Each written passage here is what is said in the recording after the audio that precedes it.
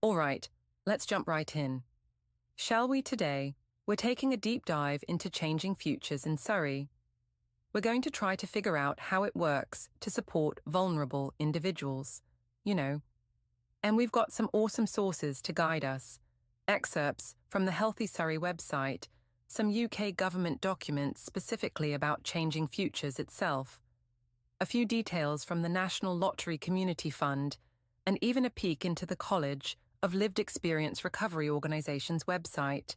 I think you might be surprised by the origins of this whole program. So let's get into it.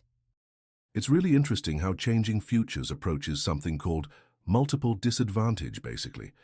The idea is that it's not enough to just address one problem at a time, right? Like this home is homeless. You can't just focus on getting them housing and ignore everything else that might be going on. You know, things like substance abuse, mental health struggles, domestic violence, even contact with the criminal justice system. All of these issues can be connected, and the program gets that. So, It's all about seeing the whole person, not just one problem at a time. That makes a lot of sense. But before we go any further, I'm curious, where did this program even come from? Changing Futures actually started as a national program. The Ministry of Housing Communities and local government and the National Lottery Community Fund, they got together and invested a huge amount of money to get it going, like £77 million. Wow, that's a pretty serious investment. So this isn't just some small local initiative, is it? No, not at all. It's active in 15 areas across England, and thankfully Surrey is one of them.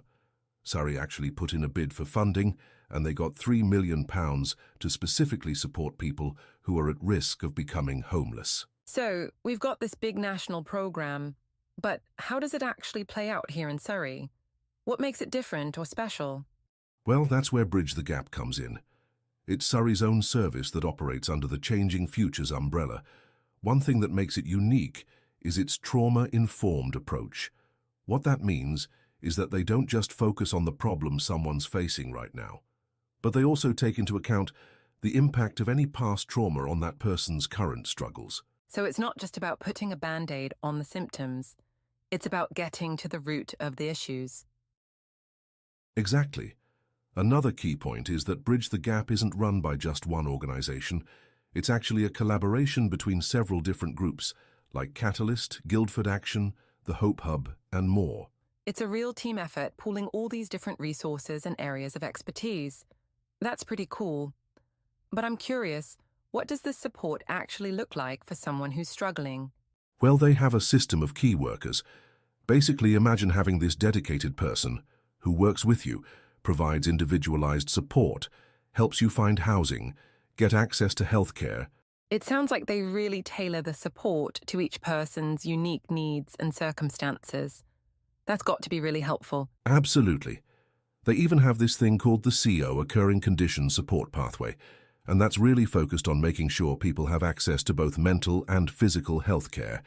And they do it at a pace that's comfortable for the individual. So it's a holistic, integrated kind of approach. I like that. But does this personalized support actually lead to good outcomes? You know, do they have any success stories? Oh yes, absolutely.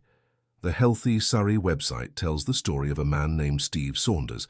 He was an aircraft engineer whose life was completely turned upside down by alcohol addiction, but Bridge the Gap helped him to get his life back on track. And now he actually works for the program, supporting other people who are going through the same things he went through. That's incredible. It really speaks to the power of this program, doesn't it? It's not just about getting people back on their feet. It's about giving them the tools and support they need to become part of the solution. And that leads us to another really important piece of Changing Futures, the idea of lived experience. It's something that both Bridge the Gap and an organisation called the College of Lived Experience Recovery Organisations, or CLERO, emphasise. Okay, so how does Claro fit into all of this? Well, CLERO is all about making sure that the voices and experiences of people who've actually been through these challenges are heard. They believe that recovery strategies should be developed with people who have lived experience, not just for them. I see the connection now. Bridge the Gap focuses on personalized support and empowering individuals. And Clero is pushing for that same emphasis on lived experience, but on a much broader scale. That's it exactly. And Clero works within a human rights framework. They advocate for something called recovery-oriented systems of care. Basically, these systems are built around the idea that people should be active participants in their own recovery journey. That makes a lot of sense, but programs like these must be pretty expensive to run, right? How did they actually stay afloat? That's a great question. Bridge the Gap started as a pilot program, but now they're working on securing long-term funding so they can keep doing what they do. So what's happening right now? Are they facing any roadblocks? Well, they launched a big fundraising drive. In January 2024, they're trying to raise £1.4 million to make sure the program can continue. Wow, that's a lot of money. It really highlights how important community support is if we want programs like Bridge the Gap to be successful in the long run. I agree. It really makes you realize that these programs can't survive on government funding alone.